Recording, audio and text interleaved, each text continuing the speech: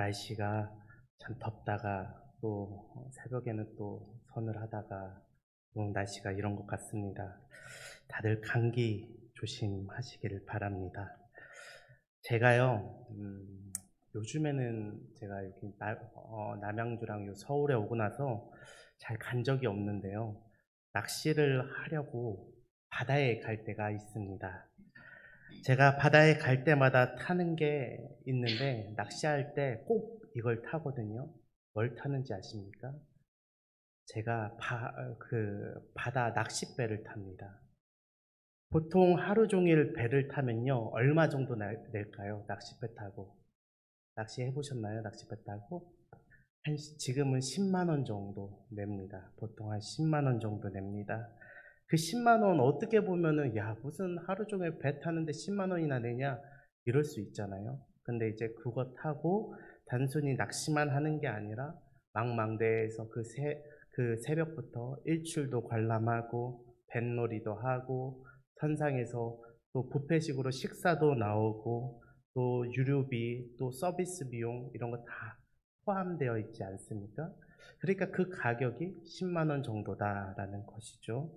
근데 제가 이러한 것들 다 내비두고서라도 10만 원씩이나 내며 배를 타는 이유는 따로 있습니다. 제가 왜 배를 탈까요? 낚시를 잘 못해서 그래요. 땅에서 낚시하면요, 그 물고기 잘 못 잡으니까 배라도 타야 누가 옆에서 가르쳐 주기라도 하고 그 물고기 머리 위로 먹이라도 떨어뜨려 줘야 그걸 잡지 않겠습니까? 그래서 제가 바다에 가서 낚시를 할 때는 배를 꼭 탑니다. 제가 낚시를 잘 못하기 때문에 그런 것이죠. 1년에 몇 번 갈까요? 요즘에는 진짜 한 번, 두 번도 잘 안 가는 것 같은데, 그런데 이제 그렇게 해서 갔는데 물고기도 못 잡고 오면은 너무 속상하잖아요. 그러니까 이 배를 반드시 타는 것 같습니다. 그리고 더군다나 누군가를 모시고 그 갈 때는 꼭 배를 탑니다. 왜냐하면 그 데려가는 사람도 그 손맛을 봐야죠. 손맛도 못 보고 그냥 돌아오게 하면은 그것만큼 미안한 게 어디 있습니까? 그래서 돈을 내고서라도 깊은 바다에 가서 이렇게 낚시를 하려고 낚싯배를 타는 것입니다. 여러분들, 제가 오늘 배에 대해서 좀 이야기를 하면서 시작을 했는데요. 육지에 혹시 배가 있는 것을 본 적이 있습니까? 때로는요, 차도로 이렇게 바닷가 근처를 가다 보면요, 육지에도 배가 있는 것을 우리는 볼 때가 있습니다. 배가 육지에 있다라는 것은 무엇을 의미하는 걸까요? 그건 그 배가 쓸모가 없어졌거나 아니면은 탈 사람이 아직 없거나 또한 정비할 일이 남아있기 때문에 배가 육지에 있는 것입니다. 그렇죠? 배는요, 육지가 아니라 바다에서 떠다닐 때 쓰임새가 있고 그것이 빛을 발하는 것이죠. 바다에 있어야 배는 항해도 하고 낚시도 하고 목적지에도 도달할 수 있는 것입니다. 그렇죠? 그런데 배가 육지에 있는 것보다요, 더 큰 문제가 있습니다. 그것은 무엇일까요? 배가 바다에 있기는 한데 구멍이 나서 그 배 위로, 배 안으로 바닷물이 들어오는 것. 그것만큼 위험하고 그것만큼 있어서는 안 될 일이 없습니다. 이 바다라는 게 배를 띄우기도 하지만요, 배 안으로 들어오기 시작하면요, 배를 침몰시킬 수 있기 때문에 그렇습니다. 교회도 마찬가지다라는 것이죠. 교회도 배처럼 세상 가운데 떠다니며 하나님 나라의 사명을 감당하며 목표를 향해 나아가며 사람을 낚는 그러한 배가 되어야 될 것입니다. 하지만 세상이 교회 안으로 물이 새어 들어오는 것처럼 세상의 것들이 교회 안으로 새어 들어온다면 그것만큼 위험한 건 없겠죠. 세상의 가치와 우상의 가치가 교회 안으로 들어오기 시작하면 배 안에 물이 차듯이 교회는 결국 무너지게 될 것이고 결국 세상에 침몰하는 교회가 되고 말 것입니다. 존 스토트 목사님은요, 그것에 대해서 이렇게 이야기합니다. 교회는 세상 안에 있으되 세상에 속하지는 않아야 한다. 오늘 버가모 교회는 이 경계선을 넘었을 때, 배가 안쪽으로 물이 들어오기 시작했을 때 어떤 일이 일어나는지를 분명하게 보여준다라고 이야기하십니다. 그렇습니다. 오늘 본문에 등장한 이 버가모 교회는요, 마치 세상에 떠다니는 배와 같습니다. 사탄의 권자, 그 망망대해 그 한가운데에 있고, 그리고 그곳에서 믿음을 지키며 사명을 잘 감당했지만 동시에 일부가, 극히 그 조금이 세상과 타협하기 시작하면서 그 경계선이 허물어져 가는 모습을 이야기하고 있습니다. 오늘 말씀 보니까 그것을 지금 누가 판단하고 있습니까? 교회를 판단할 자가 누가 있겠습니까? 12절을 보면요, 알 수가 있습니다. 제가 12절을 읽어드리도록 하겠습니다. 버가모 교회의 사자에게 편지하라. 좌우에 날선 검을 가지신 이가 이르시되, 뭐라고요? 좌우에 날선 검을 가지신 이가 이것을 판단하고 있다라는 것이죠. 우리는 좌우에 날선 검이라는 단어를 들으면은, 이 말을 들으면 그 히브리서의 구절이 생각날 것입니다. 히브리서 4장 12절에 뭐라고 적혀 있습니까? 하나님의 말씀은 살아있고 활력이 있어서 좌우에 날선 그 어떤 검보다도 예리하여 홍과 영과 및 관절과 골수를 찔러 쪼개기까지 하며 또 마음의 생각과 뜻을 판단한다. 곧 하나님의 말씀이고 이 하나님의 말씀이 판단을 한다라고 분명하게 이야기하고 있는 것이죠. 그러니까 좌우의 날선 검은 바로 하나님의 말씀을 의미합니다. 하나님의 말씀을 가지신 이는 바로 예수 그리스도십니다. 예수 그리스도께서 자신의 생각과 뜻대로 하시는 게 아니라 하나님의 말씀대로 교회를 판단하고 심판하신다라는 의미인 것이죠. 예수는 하나님의 말씀을 가지신 이로써 교회를 판단하시고 세상 권세보다 우월한 이 심판의 권세로서 그리스도의 모습을 분명하게 드러내고 있는 것입니다.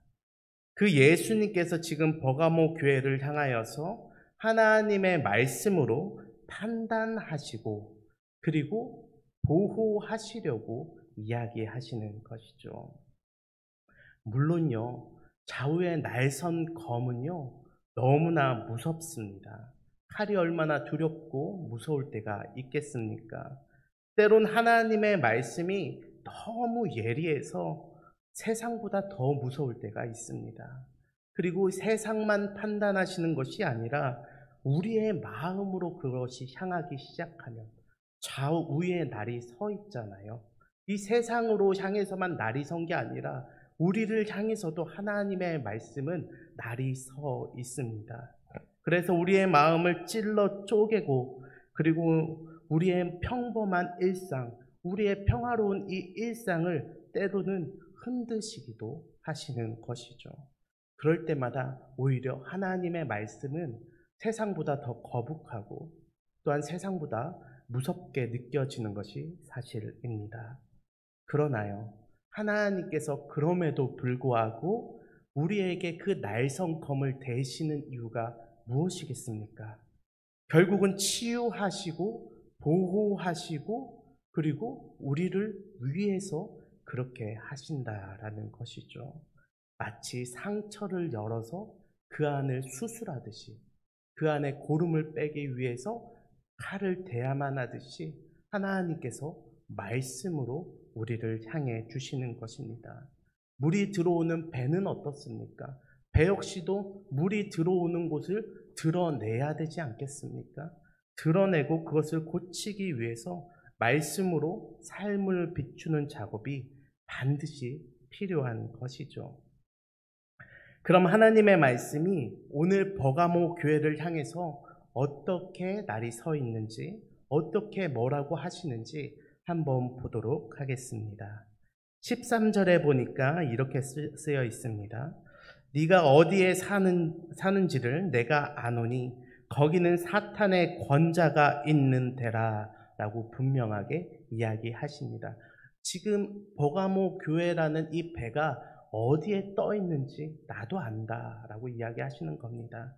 버가모 지역이 가장 그 망망대해 중에서도 가장 험곡 같은 곳을 지금 지나고 있음을 시사하시는 것이죠. 버가모 지역은 이 서머나 지역과 같이 황제 숭배뿐만 아니라 제우스 신전이 있는 곳으로 굉장한 관광지이며 유명한 곳이었습니다.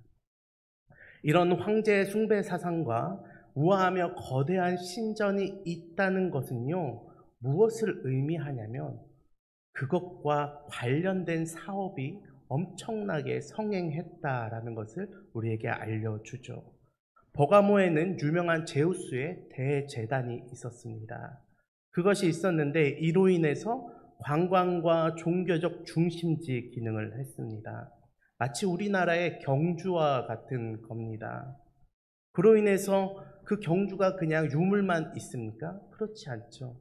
관련된 사업이 성행하게 되는 것입니다. 이스라엘의 예루살렘에서도 그렇지 않습니까? 하나님을 향해서 드린다고 하는 그 제사 역시도 어떤 식으로 일어납니까?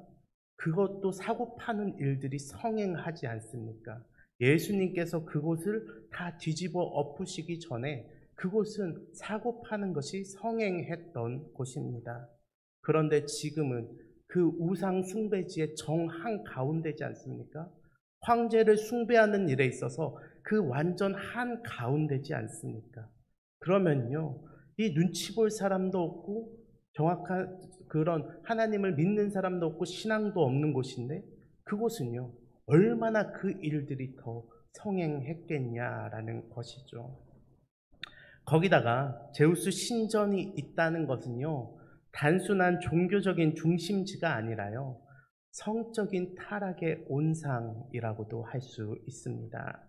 당시에 이 다산을 상징하는 신들의 신전에는요, 무엇이 있었냐면 공식적인 창녀가 있었습니다. 그러니까 나라에서도 인정하고 지역적으로도 인정하고 그 지역 안에 모든 사람들이 그것을 합당하게 여기는 창녀들이 거기서 활동을 했다라는 것이죠. 고린도 지역의 아포로디테 신전에 있어서 그들의 문란함을 이 바울이 이야기하지 않습니까? 고린도서에 보면은 이 고린도인들에 대하여서 그들이 얼마나 문란한지에 대해서 이야기하고 있습니다. 당시에 이 문헌들을 찾아보면요, 이런 말도 있을 정도예요. 야, 이 고린도인 같은 사람아, 이런 말이 무슨 말이냐? 너는 그 누구보다도 문란하고 너는 참 술 좋아하는 사람이야 라고 이야기하는 것이 그러한 말이었습니다.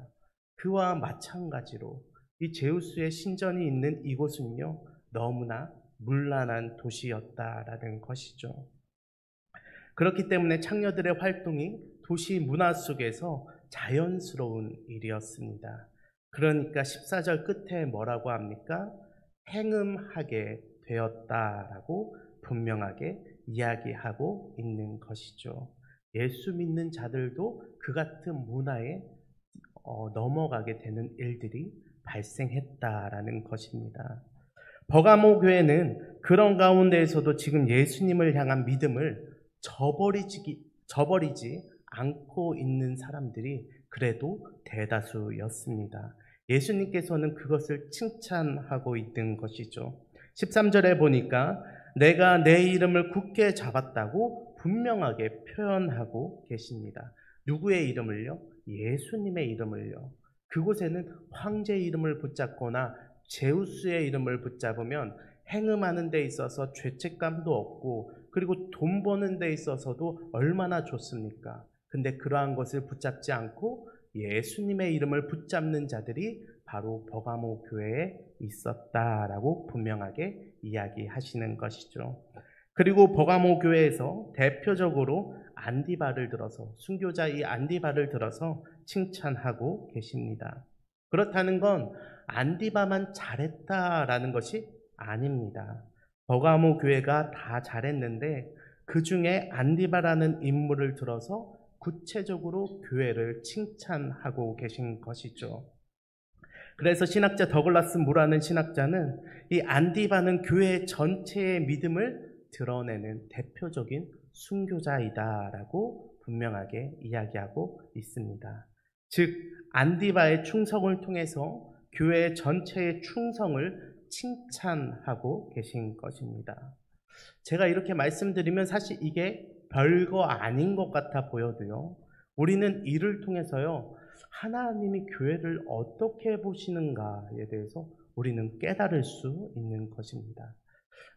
하나님께서는 이 공동체 전체를 평가하실 때 개인의 충성된 삶을 통해서 공동체의 본을 삼으시구나. 공동체를 볼 때 개인을 보시고 개인의 신앙을 볼 때 이 공동체를 보시는 것이죠. 우리 개인의 신앙을 볼 때 기신교회를 빼고 보시지 않는다라는 것입니다. 그리고 기신교회를 볼 때 우리 성도 한 사람 한 사람을 빼놓고 보시지 않는다라는 것입니다.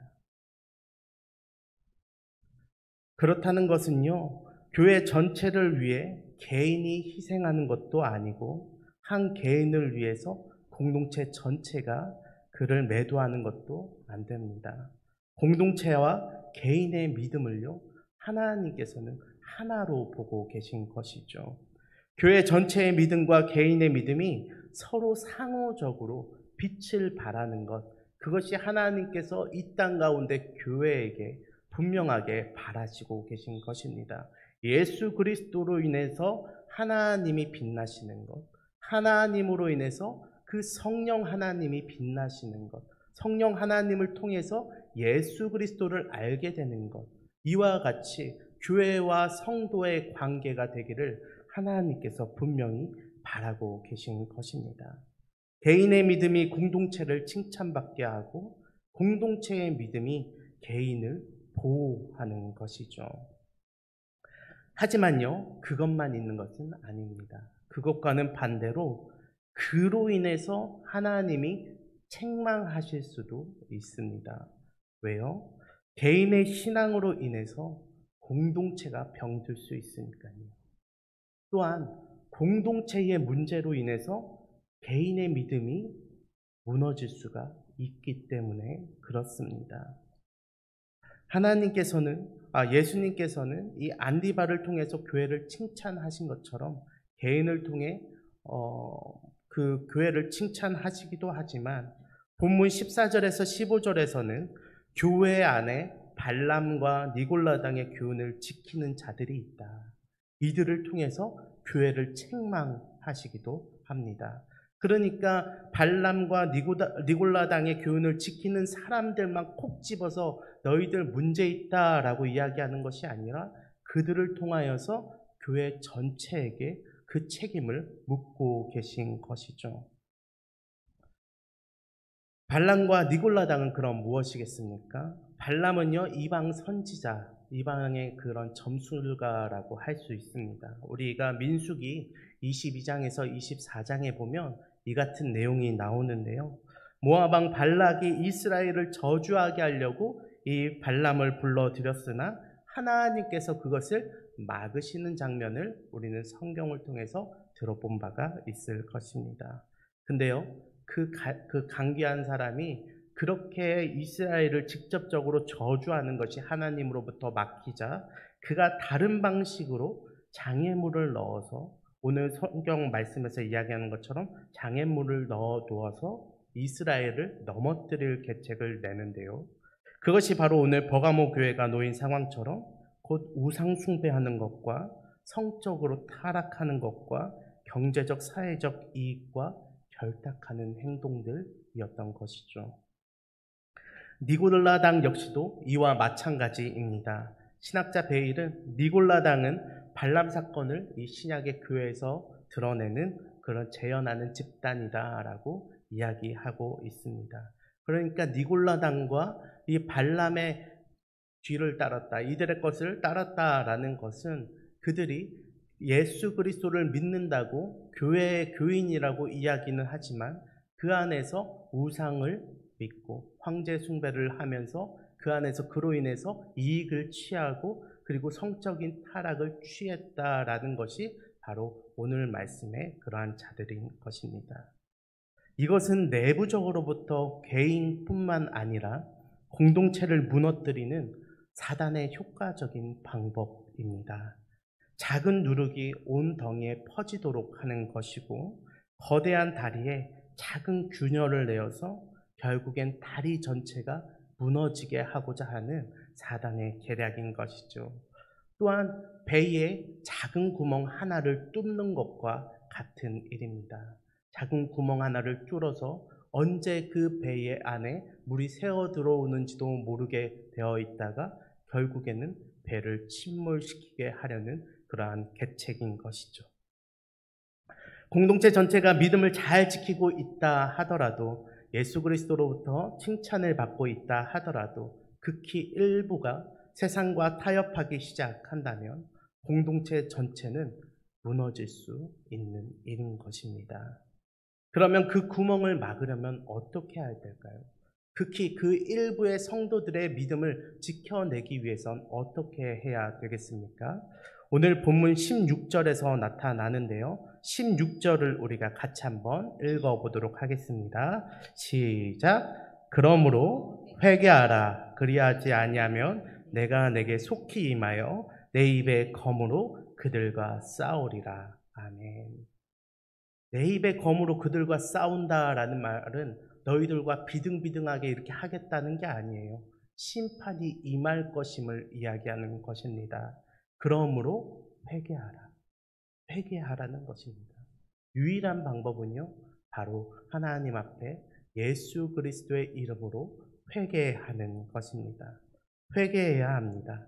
그리하지 아니하면 하나님의 말씀이 향하는 것은요, 그들이 아니라 교회 전체가 되어지는 것이죠. 그 일부만을 하나님께서는 뭘 하지 않으십니다. 교회 전체에 그 책임을 물으시게 되는 것이죠. 이것이 바로 하나님께서 원하시는 타협이 아니라 회개라는 것입니다. 사람들은요, 마치 회개한다 이야기하면서도 타협하기를 좋아합니다. 왜 나한테만 그래? 너는 문제 없어? 라는 그런 생각과 마음이 회개하는 것처럼 보이지만요, 성경은 그것을 타협한다라고 이야기합니다. 왠지 아십니까? 사람에게서 답을 찾고 사람과 비교하려고 하는 것입니다. 오늘 성경 말씀에 뭐라고 하십니까? 좌우의 날선 검, 하나님의 말씀이 판단할 수 있습니다. 사람과 사람이 어떻게 서로를 판단합니까? 사람과 사람이 어떻게 누가 더 낫고 낫지 않냐를 나눌 수 있겠습니까? 오직 하나님의 말씀만이 우리를 판단할 수 있는 것이고 우리의 신앙을 판단할 수 있는 것입니다. 결국 중요한 것은 바로 그런 것입니다. 공동체가 사랑으로 그것을 품어주고 이해해 주더라도요, 스스로가 하나님 앞에 서야 된다는 겁니다. 하나님의 말씀으로 그 사람을 뭐라 하라는 게 아니라요, 그렇게 하지 않더라도 개인이 하나님 말씀 앞에 이 공동체를 위해서 스스로가 하나님 앞에 나아가는 모습이 있어야 한다는 것이죠. 교회에서나 가정에서나 내가 있는 모든 공동체에서 하나님께서 바라시는 것은 바로 그것입니다.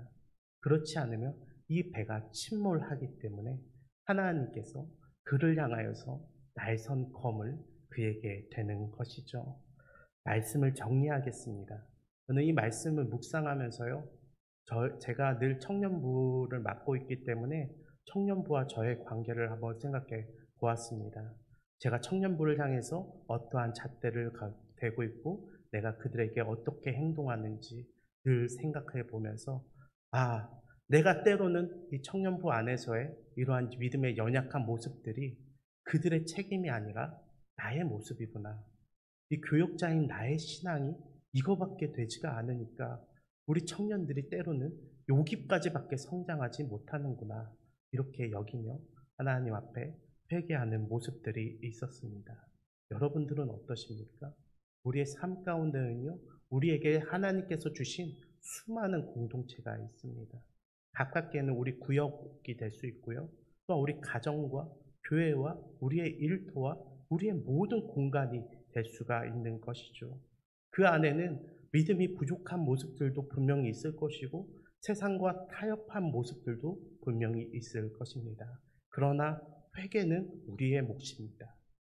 그들에게 그 책임을 묻는 게 아니라 하나님께서는 그 책임을 그 공동체에 물으시기 때문에 그것에 대한 회개는 우리에게 있는 것입니다.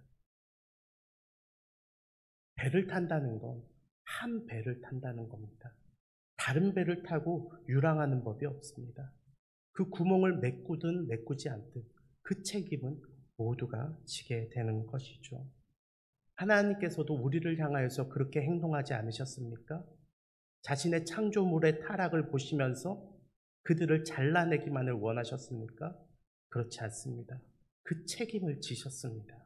우리를 위해 끝까지 사랑하셔서 자신이 가장 아끼는 것을 우리에게 주시고 그 부분의 십자가에 달리심으로 인하여서 결국에는 우리를 고쳐내고 그 구멍을 메꿔서 이 세상 가운데 이 말씀, 하나님의 말씀 가운데 이 배가 온전히 유랑할 수 있도록 목적지까지 갈 수 있도록 그 일들을 행하지 않으셨습니까? 오늘 말씀을 통하여서 하나님께서 우리에게 분명하게 이야기하십니다. 그 말씀이 우리의 삶 가운데 스며들기를 원합니다. 개인에게서 책임을 찾는 것이 아니라 하나님께서는 공동체 그 배를 바라보시기 때문에 내가 먼저 하나님 앞에 회개하는 모습들이 우리의 신앙생활 가운데 또한 모든 생활 가운데 분명히 있기를 진심으로 바라고 기도하겠습니다. 우리 시간 같이 기도하겠습니다. 제가 기도할